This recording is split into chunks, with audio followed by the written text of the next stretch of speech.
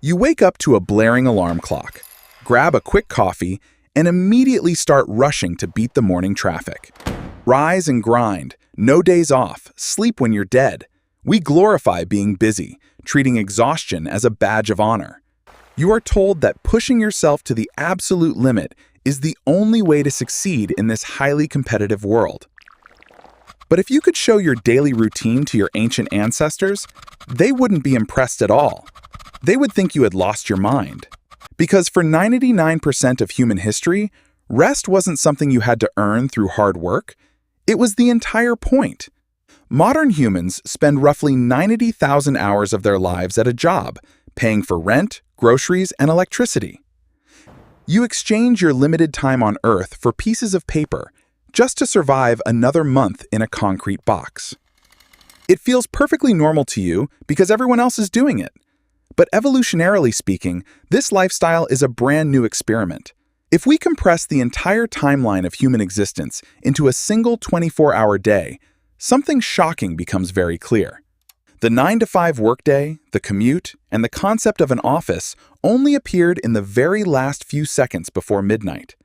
For the rest of that massive timeline, your ancestors lived a completely different reality. There were no bosses and no deadlines. They were foragers, hunter-gatherers who survived by reading the landscape, moving with the seasons, and taking only what they needed. For a long time, modern society assumed these ancient people lived short, miserable lives, constantly starving and desperately searching for food. We imagined them locked in a brutal struggle for survival, working from dawn until dusk just to stay alive. But in the 1960s, anthropologists decided to actually study modern foraging tribes to see if this miserable picture was true. What they found completely shattered the modern illusion of progress.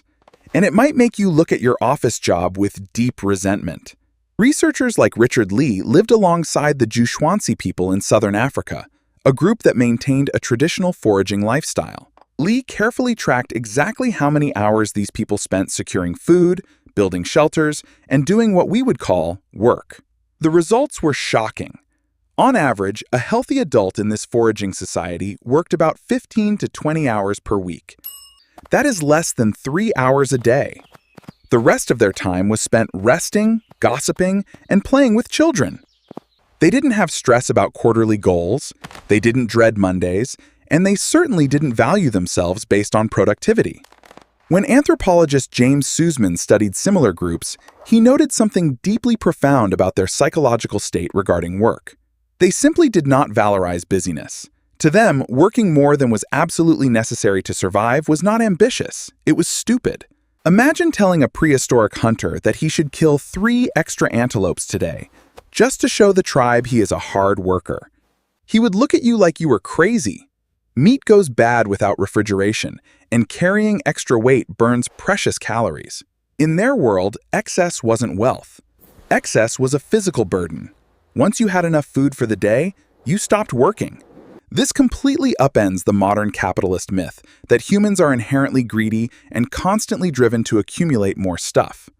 In 1972, anthropologist Marshall Solins coined a term for these ancient people that shocked the academic world. He called them the original affluent society, not because they had a lot of material possessions, but because of a simple equation. Affluence isn't just about how much you have, it is also about how little you desire. And their desires were easily met. Think about your own life today. You are surrounded by more luxury and calories than a medieval king could ever imagine. You have air conditioning, global food deliveries, and endless entertainment in your pocket. Yet, you probably feel a constant pressure. A pressure that you never have quite enough. Enough savings, enough status, enough productivity. You are artificially kept in a state of scarcity. Foragers escaped this trap entirely. By carrying almost nothing and moving frequently, they made material accumulation physically impossible. If you tried to hoard 20 heavy stone bowls, the tribe would leave you behind when it was time to migrate. But there is an even deeper biological reason why your ancestors avoided unnecessary work. It comes down to basic cellular math. In the wild, calories are hard to get. Every movement you make, every hour you spend working, burns precious energy. If you burn more calories trying to find food than you actually get from eating that food, you will slowly starve to death. Therefore, natural selection fiercely favored individuals who knew exactly when to stop. Laziness was a highly evolved survival trait. When you finish a task and your brain tells you to lie down on the couch and do absolutely nothing, it is not being defective. Your brain is executing a 200,000-year-old software program designed to save your life during winter shortages. Recent research by anthropologists studying modern Hadza hunter-gatherers confirms this metabolic reality. Their bodies are incredibly efficient. When they are not actively foraging, they don't jog for exercise or pace around restlessly. They rest deeply and completely. They sit in squatting positions that relax the muscles, conserving almost as much energy as if they were sleeping. They mastered the art of doing nothing, because doing nothing was the smartest biological strategy available. So, if laziness is natural and rest was the default state, where did everything go so terribly wrong for us? How did we go from a 15-hour workweek on the savannah to answering stressful emails at 11 p.m. on a Saturday? The answer lies in the biggest bait-and-switch in human history: the agricultural revolution. About 12,000 years ago, humans started planting seeds. We thought we were taming nature, but we were actually building our own cages. Farming changed the fundamental equation of time and energy. Suddenly, hard work could actually produce a permanent surplus. If you cleared more land, pulled more weeds, and dug more irrigation ditches, you could grow more food. The ceiling on productivity vanished. But crops are demanding masters. They need constant protection from pests, weather, and rival tribes. You could never just walk away. For the first time in history, anxiety about the future became a daily emotion. What if it doesn't rain? What if winter is harsh? To survive this new reality, humans had to override their biological instinct to rest. We invented cultural rules to force people to work. Laziness stopped being a smart survival tactic and became a moral failing, a sin, something to be deeply ashamed of. As societies grew into kingdoms and empires, this new work ethic allowed a ruling class to skim the surplus off the top.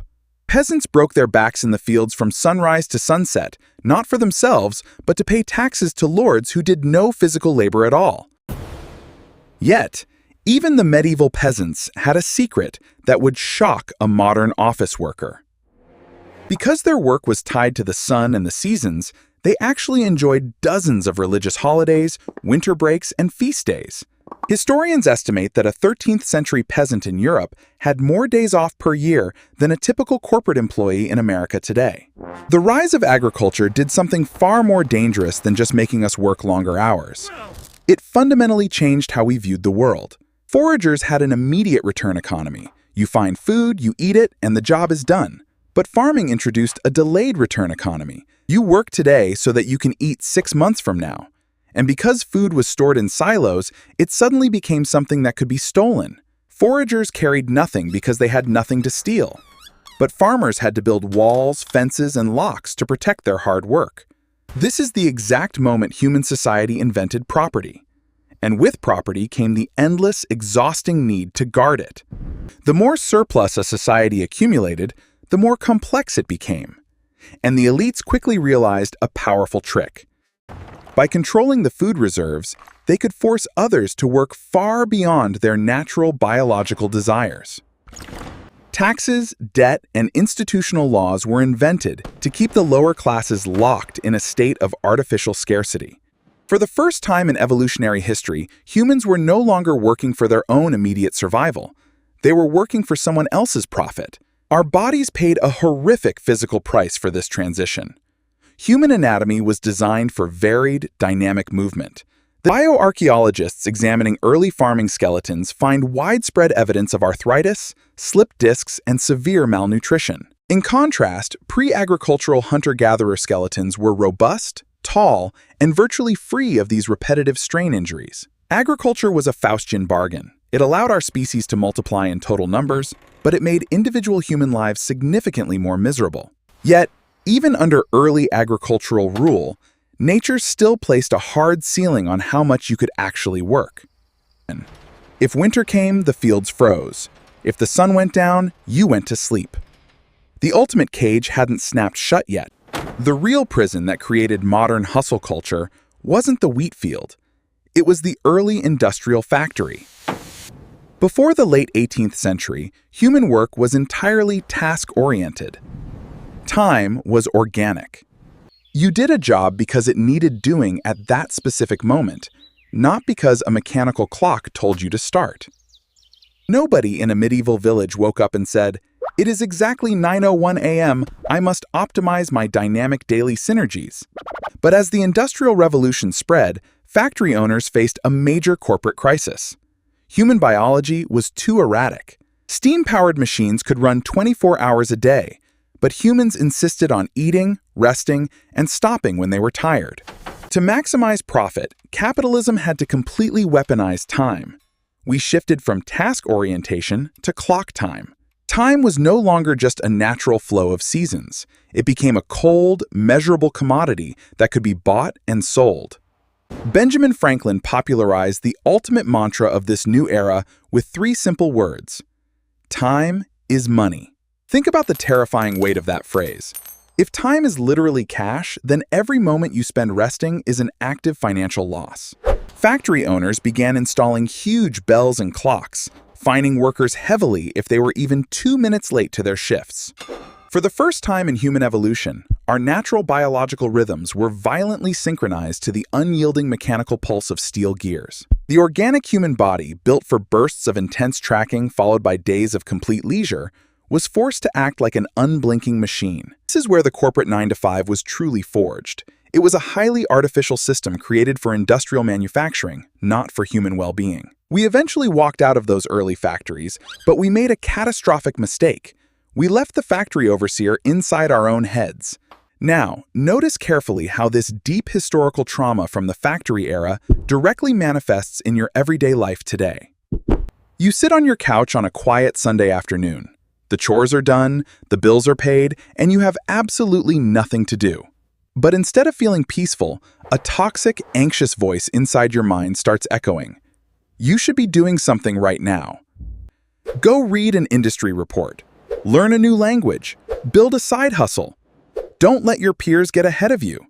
This is the harsh internal boss, the internalized capitalist overseer that modern society has deeply programmed into your very own nervous system. Modern sociologists actually trace this deep collective neurosis back to what Max Weber famously termed the Protestant work ethic. The radical belief that relentless, back-breaking labor wasn't just a way to pay the bills, it was a metric of your spiritual salvation.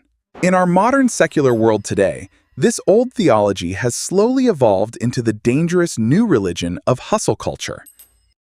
We no longer need an actual corporate manager to stand over us with a whip or threat of termination. We willingly exploit our own bodies 24/7 under the beautiful modern illusions of self-optimization and building a personal brand. Hi there! We're introducing a new feature where I can read this aloud in a natural, human-like voice. We track our daily sleep metrics to maximize waking. We treat rest like gasoline for a car, only valuable because it prevents us from breaking down before tomorrow's commute. But from an evolutionary perspective, this deep existential guilt you feel when doing nothing is a profound programming error. Your ancient ancestors never felt a single ounce of shame for laying under a shade tree after a successful hunt. They didn't think, "I am failing my maximum human economic potential right now." They simply thought, "I am safe, I am warm, and I am alive." This raises a fascinating logical question. What did our ancestors actually do with all that immense free time? If you only work 15 hours a week, how do you prevent crippling boredom without an iPhone or Netflix to distract you? The empirical answer reveals the true evolutionary baseline of genuine human connection and deep happiness. First, they talked. Anthropologist Polly Wiesner conducted a massive study tracking the exact day conversations. She discovered that while daytime talk focused heavily on logistical survival tasks, nighttime conversations around the fire shifted into something a massive 80% of fireside talk was dedicated entirely to rich storytelling, cultural myths, and building deep cooperative. They joked constantly. They weaponized sharp social humor to keep individual egos in check and preserve absolute tribal equality among all members. Second, they engaged in deep, unhurried creative expression. Archaeologists have discovered beautiful bone flutes dating back over 40,000 years. Music wasn't a multi-billion-dollar commercial industry you consumed on your commute.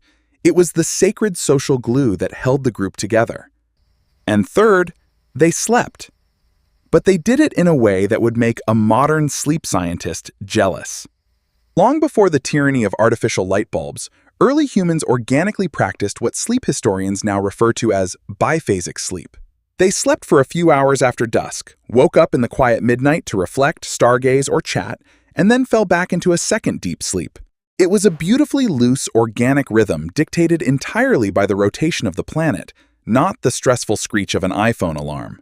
They lived almost entirely in the present tense, because their wild environment offered zero survival rewards for hoarding the imaginary future.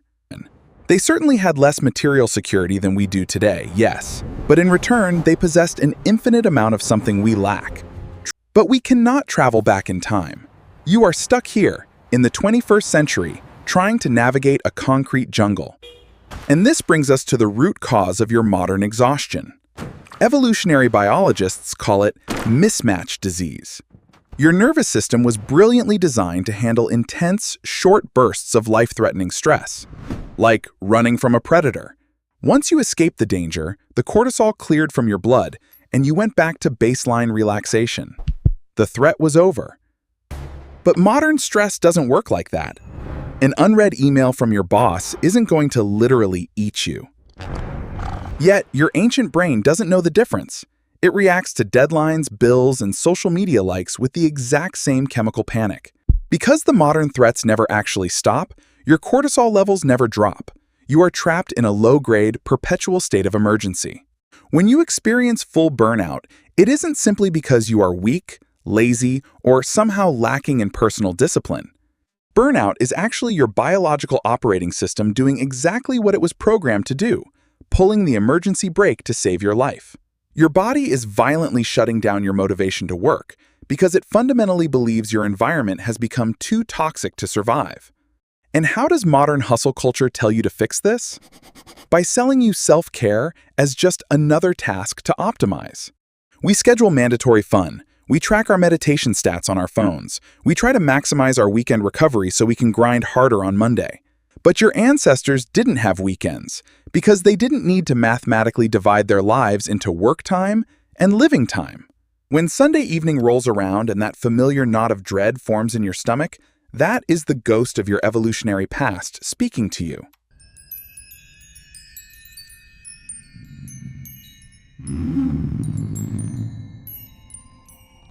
So, what do we do with this information?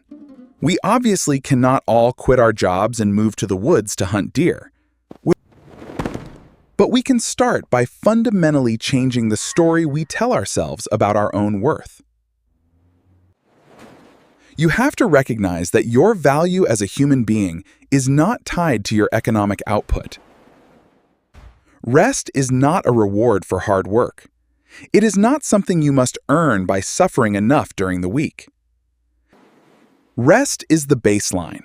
It is your evolutionary birthright. It is the natural state of your species. When you sit on the couch and that toxic voice tells you that you are wasting time, you must learn to identify it. That voice is not human nature. That is the ghost of an 18th century factory manager living rent-free in your head.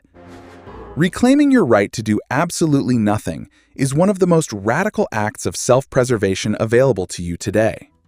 Try to rediscover true, unstructured leisure, not the kind you film for social media, but the kind that has no productive end goal. Talk with your friends around a metaphorical fire. Play music terribly just because it feels good. Stare at the ceiling and let your mind wander.